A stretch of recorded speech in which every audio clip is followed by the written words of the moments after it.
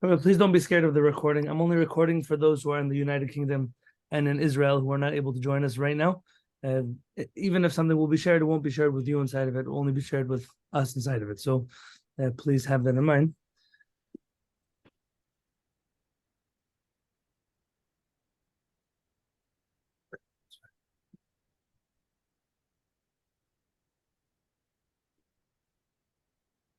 All right. Erev Tov, good evening. I know that I can speak on behalf of the Rabbanit for sure, as I say that we would much rather be meeting under better pretenses. But it is what it is, and this is the situation that we're in, and this is what we've been called to do. I want to just share with you a little bit about how my weekend unfolded. There's nothing formal here. I don't have any tremendous chidushim, no divine messages. I don't know when Mashiach is coming. I don't know, when Gog Magog is going to end. I don't have any of that information, and I don't purport to have it now either. But I want to share with you from my heart, and I hope that words that come from my heart and from the Rabbanit's heart will also enter yours. And I know that all of us have a lot in our hearts, and it's better to do this together than to do it separately. Friday night, I gave a drasha in my synagogue, Kehillat HaShamayim, and I taught the halachot, the laws of sitting in the sukkah on Shemini Atzeret. So Sukkot is a 7-day holiday that we celebrate in America as 8 days. American Jews call it the first days and the second days, but Israeli Jews know there only are first days. There are no second days. The second day of Shemini Atzeret is an entirely different holiday. And that holiday has nothing to do with the sukkah. Nonetheless, because we live outside of the land of Israel, our halachic system is slightly broken. And we sit in a sukkah. We don't say a blessing on the sukkah that we sit in. We sleep in the sukkah without saying a blessing on the sukkah. Our prayers don't say sukkot, but we live inside of the sukkah. And I told the community, listen, cheva, these halachot exist because there's something wrong with us. We live outside of Eretz Yisrael. We live somewhere where the Torah was not intended for us to live. Wasn't intended to be observed there. And I made a pitch. And for those of you who keep unmuting, please, if you don't mind, just muting yourself so we don't have to do it. We live in a place that we're not supposed to live. The only illegal occupation that Jewish people have ever conducted is the fact that Jews live outside of the borders of Eretz Yisrael. And I urge the community, it's time to make a plan to go home. It's not today, if it's not tomorrow, if it's in a few weeks, if it's a few years, if it's when the kids grow up, even if it's lo aleinu after 120 years. The people of Israel belong to the land of Israel. We've been saying this since we got to America. It's what makes us not so popular among American Jews. We speak about things that probably American Jews would much rather us not talk about. It's better to just be here. And then it wasn't even the next morning. It literally was that night. And I shared this with my community that in 2020, when I was hit here on the streets of San Diego for being Jewish, and I called 911, and then the news took the story and ran with it. All the news agencies covered the story. A rabbi assaulted in San Diego. The Jewish community got together. The non-Jewish community got together. Everybody that was against hate got together. And yet, in the Orthodox circles, even in some media outlets, the question was, what kind of rabbi has a cell phone on him on a holiday and calls 911 when it's not a life-threatening situation? That was what bothered them.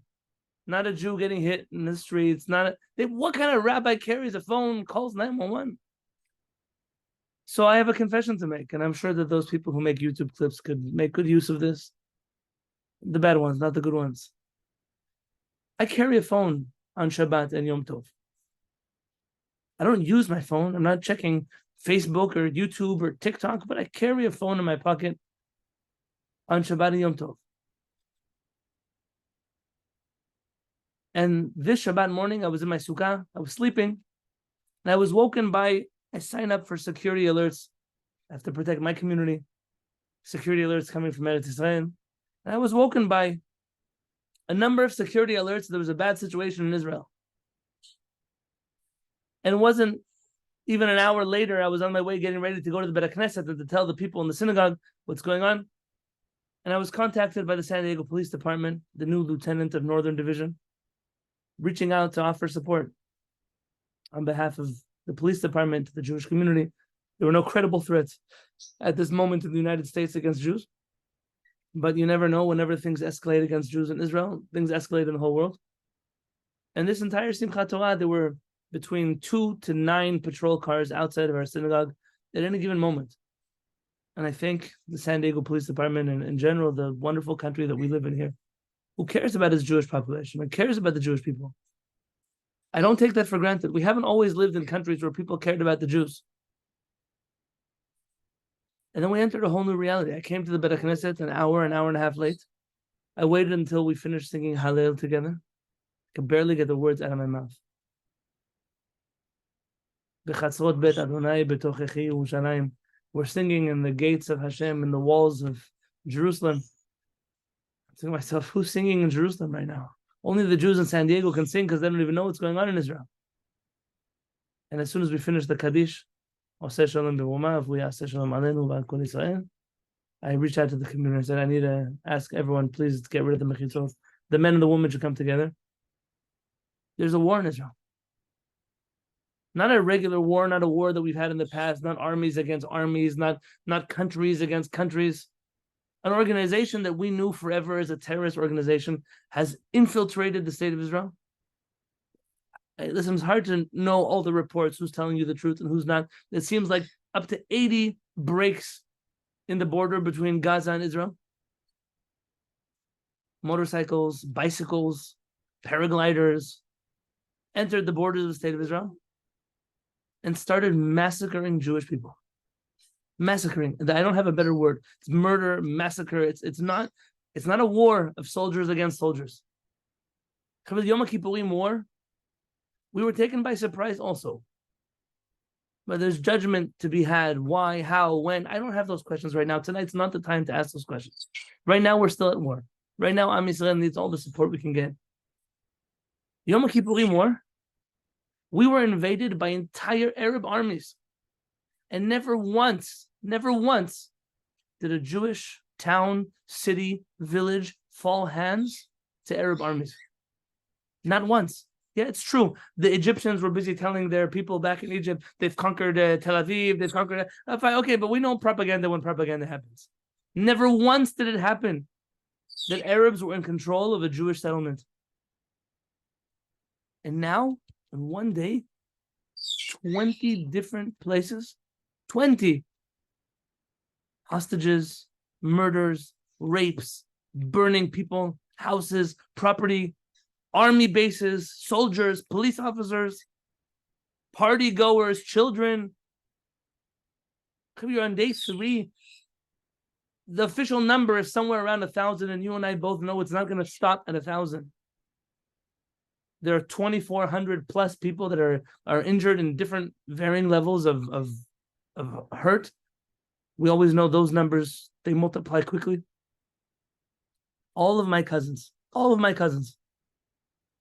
younger than me, they're also kids. They've all been called up for duty. All of them are along the border in the south, except for a few that are already on the border in the north, preparing for possibly a war, chas v'shalom, with Hezbollah. If Israel is attacked from the north and the south, I don't know what to tell you. HaKadosh Baruch Hu has always saved us until now. You're not looking at a good situation. It may get much worse before it gets better. And I'm standing here with my community in Kehillat HaShamayim, and I'm thinking, do we celebrate Simchat Torah? Apply and paste. No. Copy this and paste that. Do we celebrate Simchat Torah? Can we dance? Is it possible that we're going to take out Sifrei Torah and dance?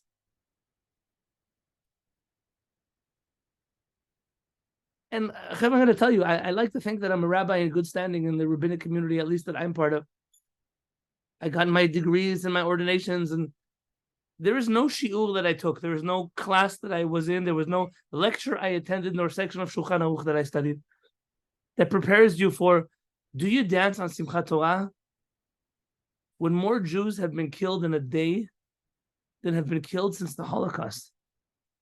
It doesn't say that anywhere. There's no guideline for what you do.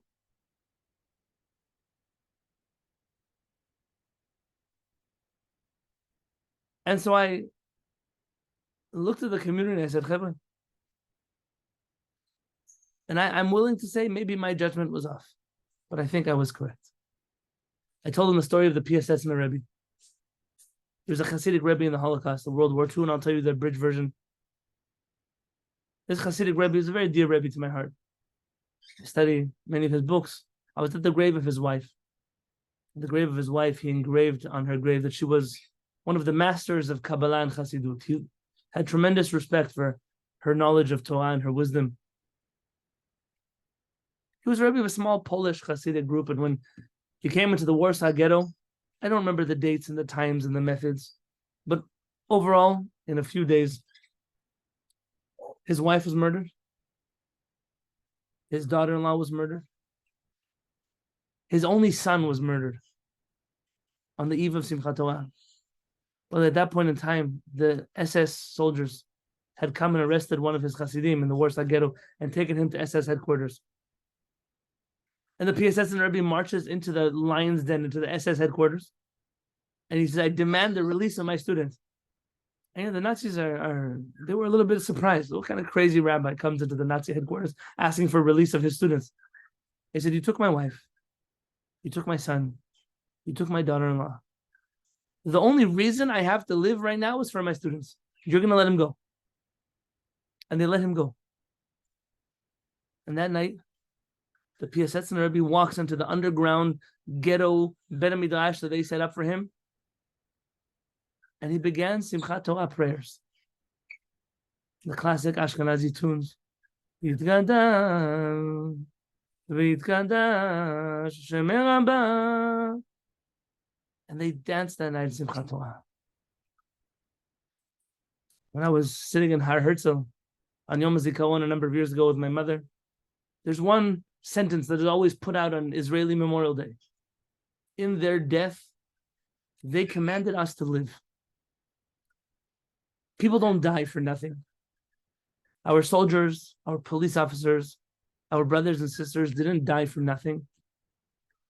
And if while in Israel they were collecting bodies and preparing funerals, we in San Diego had to at least pretend that it was Simchat Torah. And we had to dance. Dance with the Torah, because we're maybe the only Jews left in the world who can dance until we do Havdalah at night. And after Havdalah, we're going to transition into this. And it was hard. It was hard because I was receiving updates from the police and from other places that I didn't want to share with the Kehillat. And I have to be honest with you, I'm not sure that it's healthy for all of you to be watching and reading and absorbing everything that's happening. Sure, to know what's going on.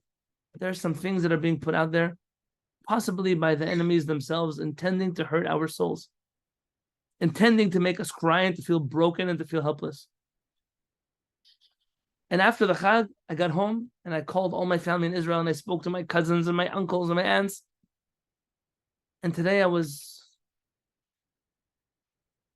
today's tefillah was not a tefillah.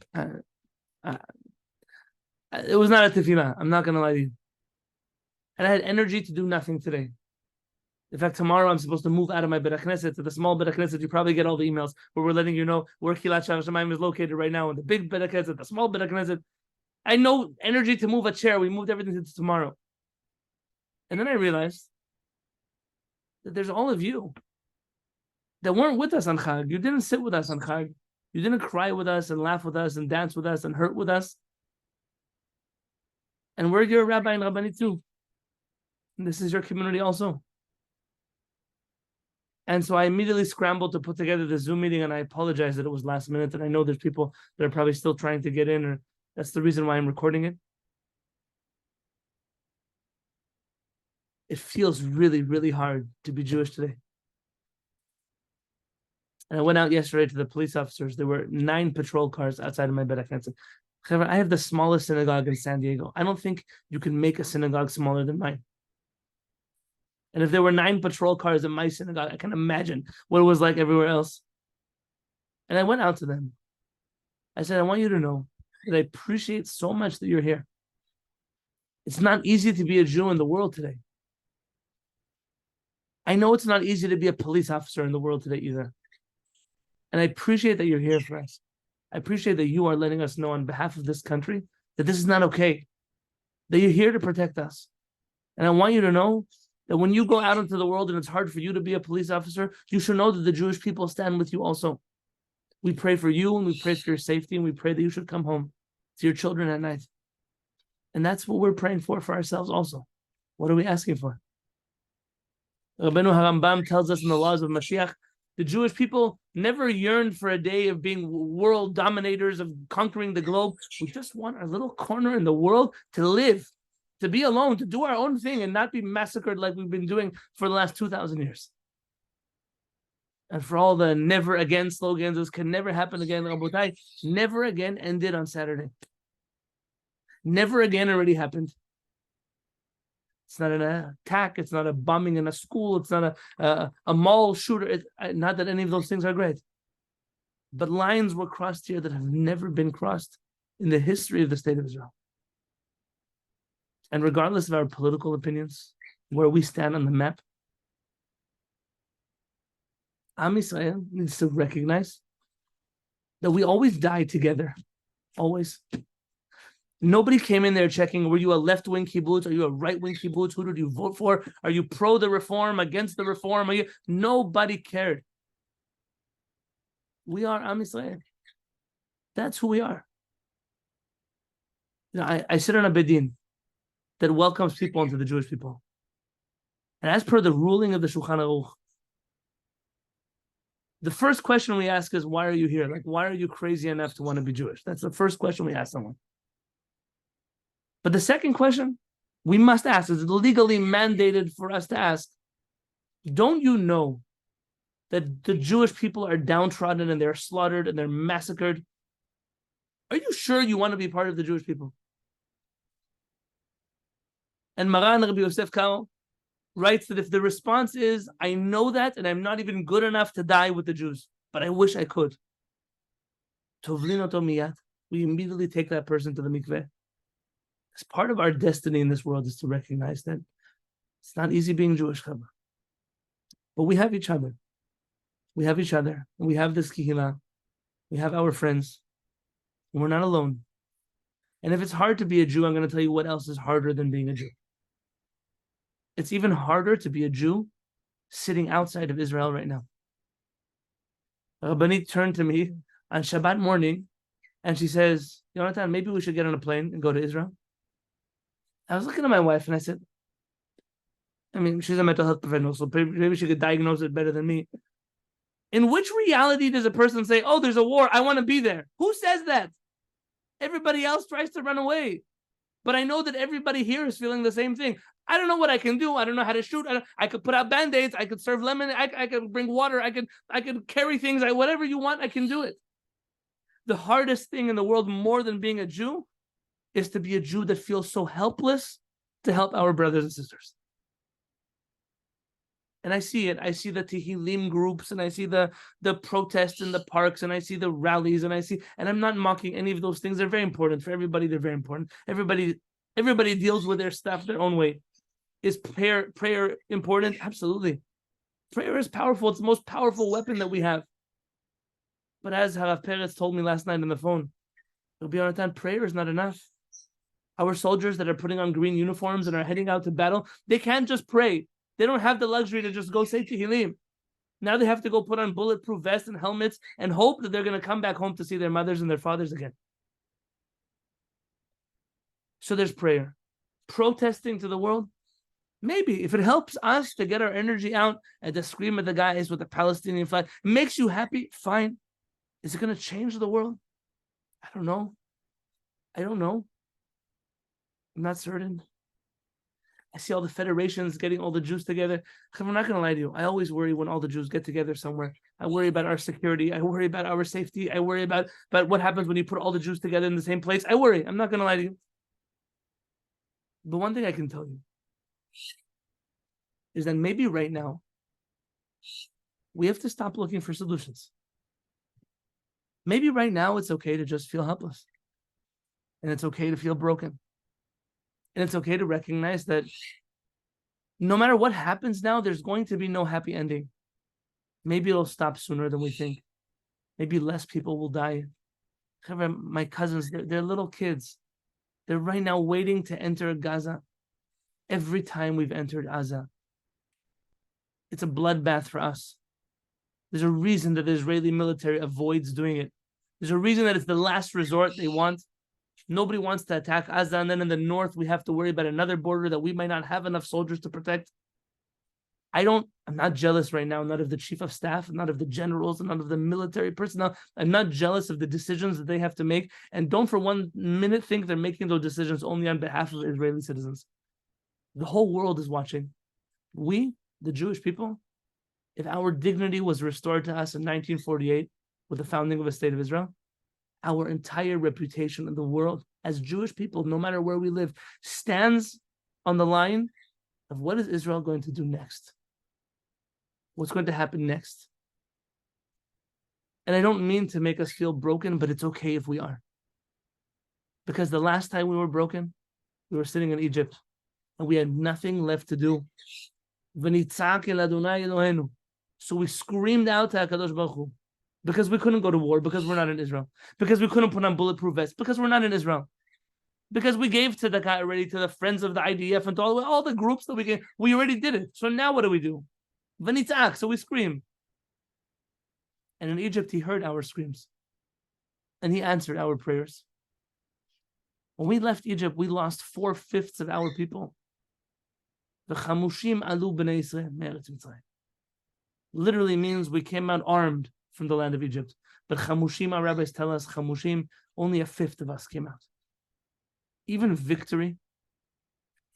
I read all the stories of the heroes, this guy who blocked the door, and he saved his wife, and he saved his kids, but he's still dead. And so his children have a parent who's a hero, but they're still orphans. And his wife is still a widow. There is no way that this story ends with a happy ending.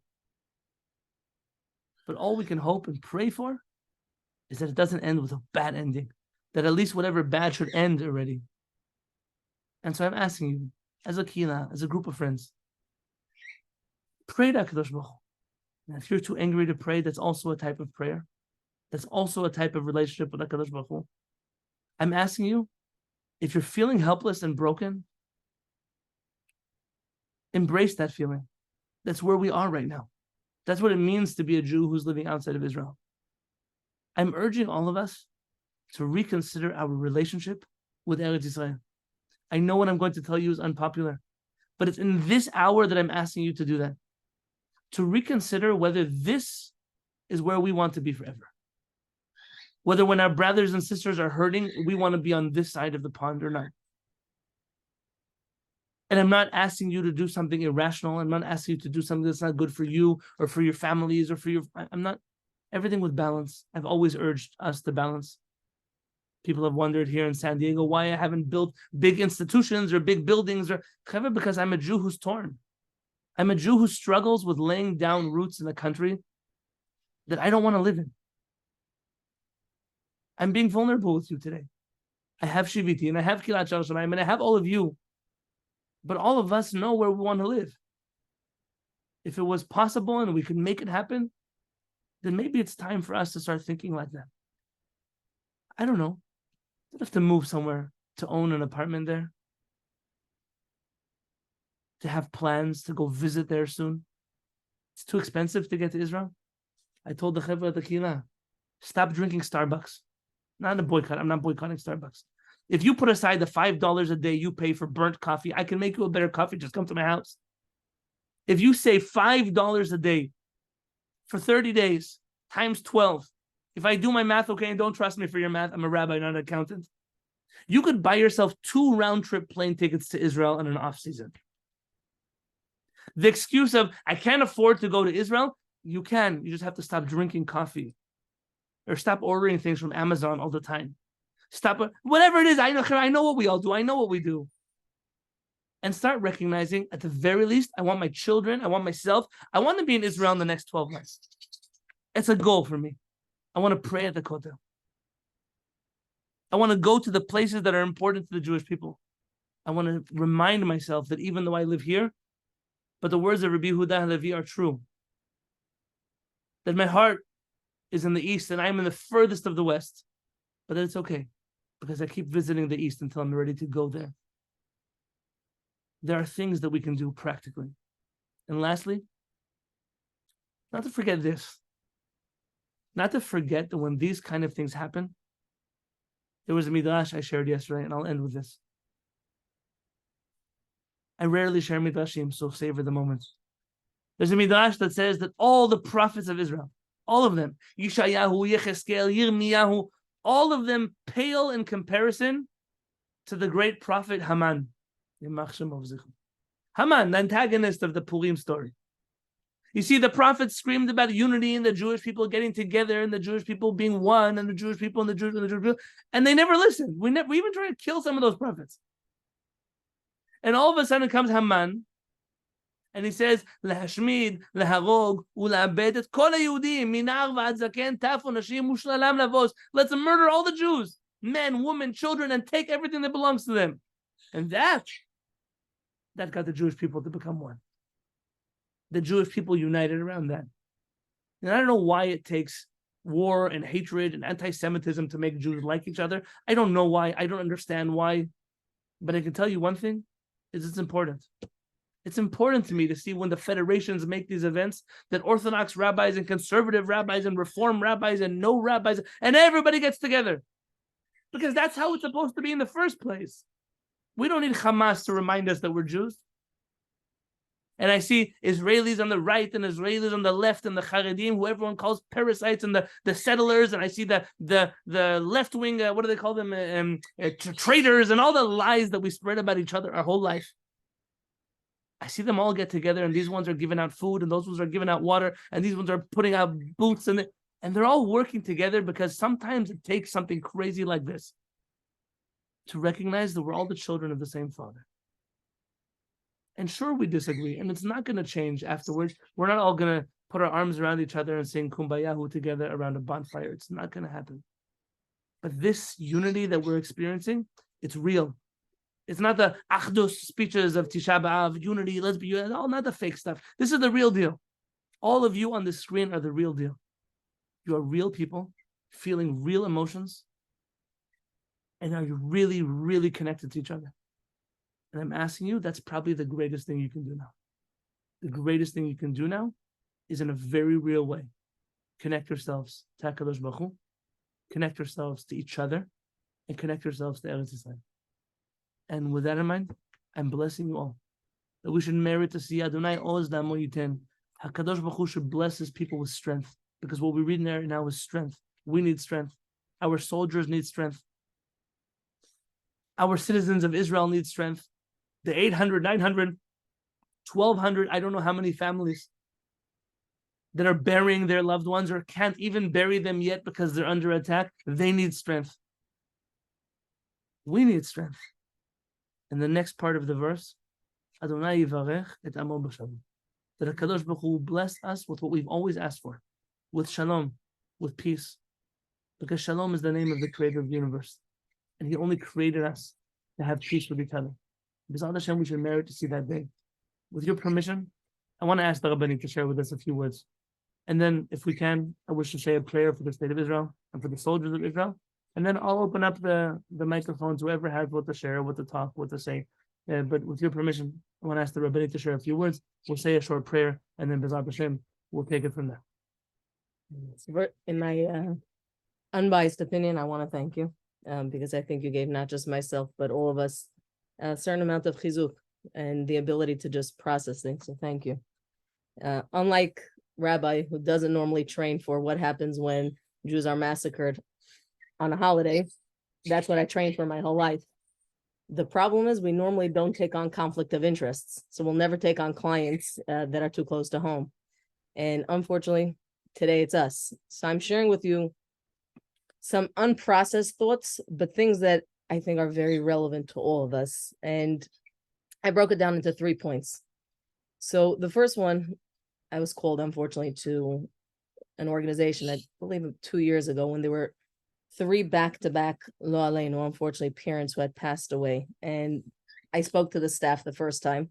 And then the next day, they said, can you please come to speak to the staff? And then by the third time, I said, I don't know what more I can add. But I think the first thing is that everybody processes things differently. And whereas we know that, when it comes to tragedy of such unsurmountable capacity, sometimes we start judging. So we judge 2 people, ourselves and others. Some people, their response is they cry a tremendous amount because that's the way they express themselves. Some people, they get angry. Some people shut down. They almost look like they have no feelings. You talk to them and you're like, wait, the whole world's at war. Our people are being massacred. You're on TikTok playing games? And the answer is yes. Everybody will respond differently. I once had a client who was a child, and every single time the parents were strict with him, the kid would start laughing. And I had to explain to the parents, it's a nervous response. The kid is not mocking you. They're simply responding in the way that they can. And I think it's important that when we process things, there's no one right way. So if you're the kind of person who needs to sit and cry, so cry. If you're the kind of person who needs to take practical steps and do things, so then figure out what is it that I can do that's positive, that's not destructive, that will make me feel like I'm processing it. And then there's some of us who we don't process things immediately ever. You shut down, you feel nothing. And that, I think, is sometimes the hardest, where that guilty feeling of my whole nation is crying and I don't even have one tear to shed. And I'm telling you, if you're that person, there's nothing wrong with you. That's okay.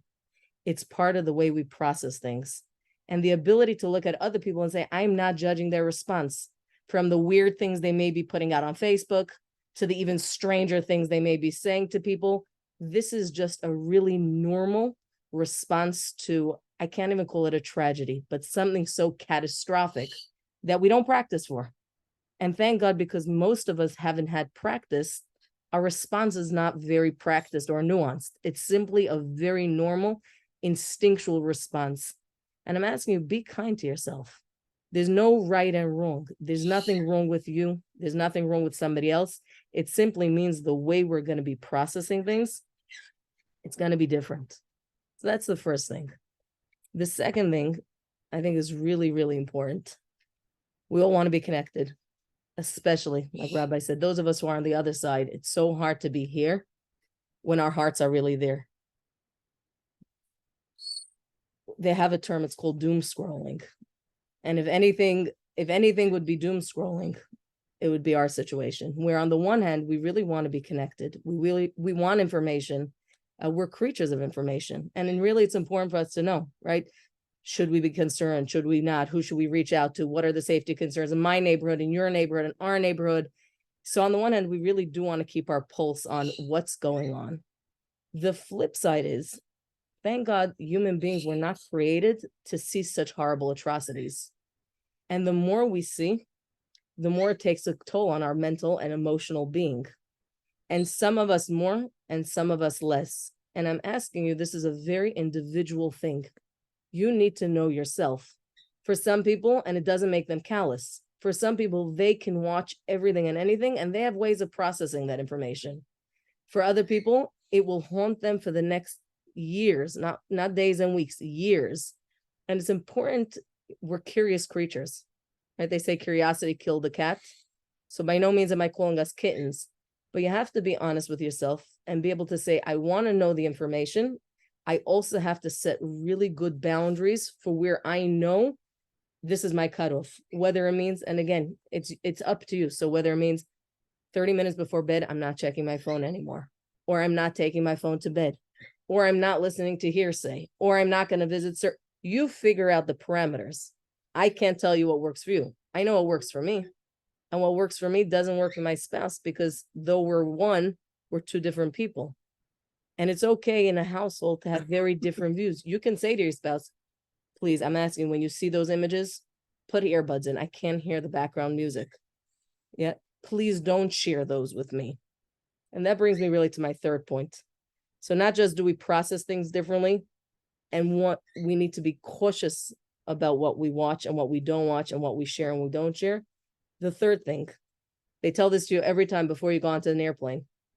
Before you put on the oxygen mask on anybody else, make sure you put it on yourself. Because if you're breathless, you will not be able to help. And if there's a time that, today we conflate self-indulgence with self-care. So I don't mean self-indulgence of, and I once had a student who said every time that they have an exam and they're feeling anxious, they go get manicures. I said, at the rate you're going, you're going to get about 30 manicures a day. And that may work. That's fine too. But self-care is really checking in with yourself, making sure you're doing okay, making sure you're doing the things that you need to be doing. So whether it's reaching out to friends, family, not reaching out to certain friends and family, speaking to competent mental health professionals, rabbis, mentors, you fill in the blank, whatever it is that the self-care honestly looks like. And then we have the people that we have to take care of. So for those of us who are, whether it's parents, people in positions of leadership, and I feel like those two categories really include everybody, because everybody in some capacity is a leader. And we want to make sure that before we share, we're in a good enough place to share so that we understand our audience.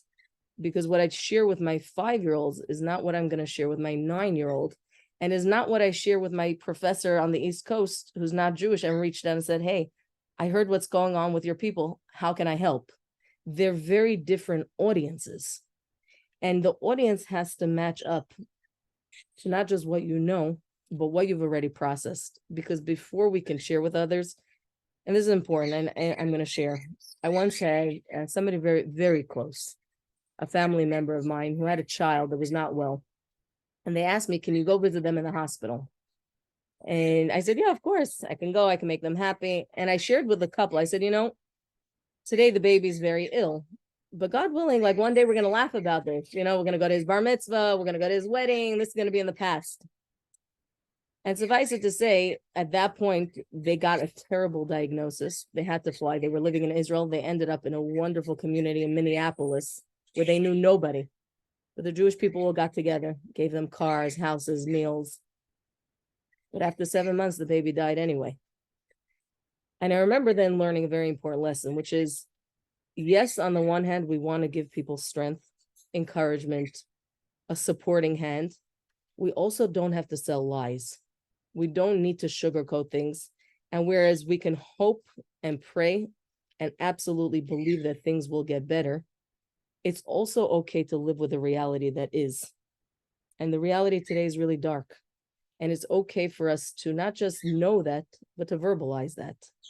But I'm asking specifically, those of us who are going to then talk to others, make sure that before you share, you've processed. Make sure that you've taken the time to take care of yourself, to check in with yourself. And it doesn't mean by yourself. So when you check in and you need others, reach out. I'm looking around at the screen and I see so many of our friends here. So many of the faces who we've laughed together, we've cried together. It's not our first rodeo. And God willing, we're going to get through this together. It says, Netzach Yisrael lo yishaker. The Jewish people are an eternal nation. And if we have the ability to laugh together and celebrate together, we also have the ability and the need to cry together and to hurt together. And unfortunately, we die together. And I'm asking you, please, make sure to take care of yourself. It's not selfish. The world needs you to be in a good place.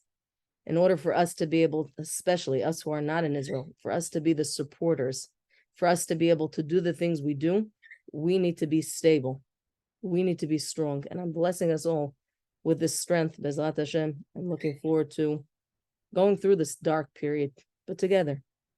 Because Harav Kook once said, there's a light, fire. Fire is an incredible force.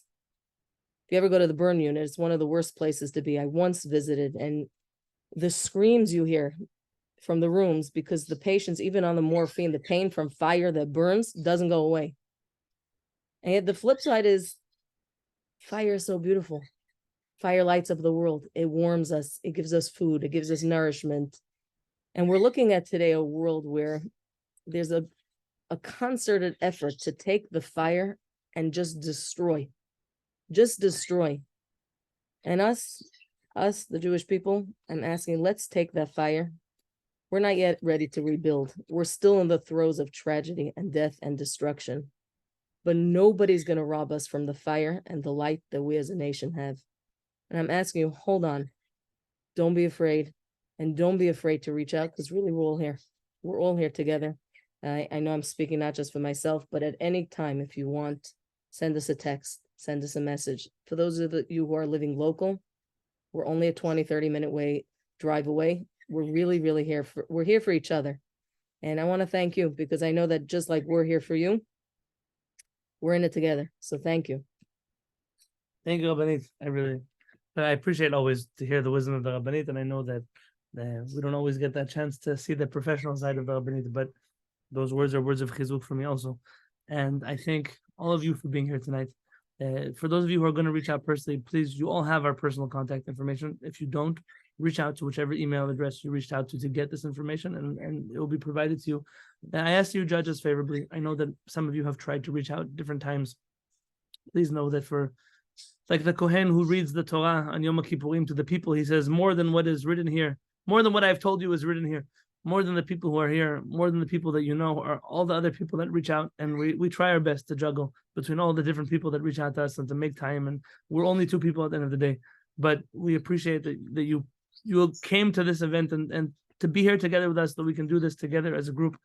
If I may end off with two final prayers, a prayer for the state of Israel and a prayer for the soldiers of Israel, at which point I'll turn off the recording, and then everyone is welcome to talk, to go, to stay, whatever you need. B'ezrat Hashem, that's what we're here for. There's no need to stand up, or I mean, if you'd like to, you can, but I'll be sitting here and saying this prayer. I'll read it in Hebrew and then in English, as well as the prayer for the soldiers of Israel. Avinu שבשמיים, צור ישראל וגואלנו. ברך את מדינת ישראל, ראשית צמיחת גאולתנו. הגן עליה בבת חסדך, ופרוס עליה סוכת שלומך. ושלח אורך ומיתך לראשיה, שריה ויועציה, ותקנם בעצה טובה מלפניך. חזק את ידי מגני ארץ קודשנו, והנחילם אלוהינו ישועה, ועטר ניצחון תעטרם. ונתת שלום בארץ, ושמחת עולם ליושביה. ותכנו כל בית ישראל, פקוד נא בכל ארצות פזורנו. ותוליכנו מהרה קומיות לציון עירך, ולירושלים משכן שמך, ככתוב בתורת משה עבדיך. אם יהיה נדך בקצה השמיים, יושע מקבצך אדוני אלוהיך, ומשם מקחך. ויביאך אדוני אלוהיך אל הארץ שרשו אבותיך וירשתה, והיטיבך וירבך מאבותיך. ויחד לבבנו לאהבה וליראת שמך, ולשמור את כל דברי תורתך. ושלח לנו מהרה בן דוד משיח צדקך, לפדות מחכה קץ ישועתך. הופעה בהדר גאון עוזך, על כל יושבי תבל ארצך, ויאמר כל אשר נשמה באפו, אדוני אלוהי ישראל מלך, ומלכותו בכל משנה, אמן סלם. Our Father in heaven, Israel's rock and redeemer, bless the state of Israel, which is the first blossoming of our redemption. Protect it under the wings of your kindness and spread over it the shelter of your peace. Send your light and truth to its leaders, ministers, and advisors, and direct them with good counsel before you. Strengthen the hands of the protectors of our holy land. Our God, grant them salvation and crown them with the crown of victory. Provide peace in the land and eternal happiness to its inhabitants. Regarding our brethren, the entire house of Israel, please remember them in all the lands of our dispersion. And swiftly lead us upright to Zion, your city, and Yerushalayim, the dwelling place of your name, as it is stated in the Torah of Moshe, your servant. If it will be that you are scattered to the ends of the heavens, from there Adonai, your God, will gather you and take you back. Adonai, your God, will bring you to the land that your forefathers possessed, and you will possess it. He will do good for you and make you more numerous than your forefathers. Unite our hearts to love and revere your name, to fulfill all the words of your Torah, and to swiftly send us your righteous Mashiach, the son of David, to redeem those who long for your salvation. Appear in your glorious majesty over all the earth's inhabitants. May everyone with a living soul proclaim, Adonai, God of Israel, is king, and his kingship has dominion over everything. Amen. Amen. יהי שם אדוני מבורך מעתה ועד עולם. מי שברך אבותינו אברהם יצחק ויעקב, הוא יברך את חיילי ישראל העומדים על משמר ארצנו ואלוהינו, מגבול לבנון ועד מדבר מצרים, ומן הים הגדול עד לבוא הערבה, ביבשה, באוויר ובים, ובכללם תלמידי ובני קהילתנו. ייתן אדוני את אויבינו הקמים נגפים לפניהם. הקדוש ברוך הוא ישמור ויציל את חיילינו מכל צרה וצוקה, מכל נגע ומחלה. ישלח ברכה והצלחה בכל מעשי ידיהם. ידבר שונאינו תחתיהם ויעטרם בכתר ישועה ובכתר ניצחון, וכאן בכתוב כי אדוני אלוהיכם, ההולך עמכם, ולהילחם לכם עם אויביכם לשייתכם, ונאמר אמן. Amen. He who blessed our holy fathers, Abraham, Yitzchak, and Yaakov. May he bless the soldiers of Israel, who stand guard over our land and the cities of our God, from the border of Lebanon to the Egyptian desert, from the Mediterranean Sea to the approach of the Arava, on land, in air, and at sea. May Adonai make the enemies who rise up against us fall before them. May the Holy One, blessed is He, protect and rescue our soldiers from all trouble and distress, from affliction and illness. May He send blessing and success to all of their handiwork. May He subjugate our haters beneath them and adorn them with a crown of salvation and victory. And may this verse be fulfilled for them. For it is Adonai your God who goes to battle with you against your enemies to save you. And let us say Amen. Amen. I ask that all of those who are members of the Shiviti family, I know that numerous people have reached out to share with me that they've lost loved ones already. There are numerous people in our community, both locally and globally, who have family members who have been kidnapped and taken hostage. And it's a long road ahead of us. There are those who have been injured. I ask that if there are those that are connected to you personally, to please send me the names of those people so that we can compile a list together that we will share among the Kehillat, of people that are directly connected to us that really need our hearts and prayers, together with all of Am Yisrael who needs our heart, our thoughts, and our prayers. Until then, I'm wishing you all a good night. I'm here. I'm going to turn off the recording. You're welcome to stay here, like I said, for as long as you need. But I really, really thank you all for being here tonight to School of Mitzvot.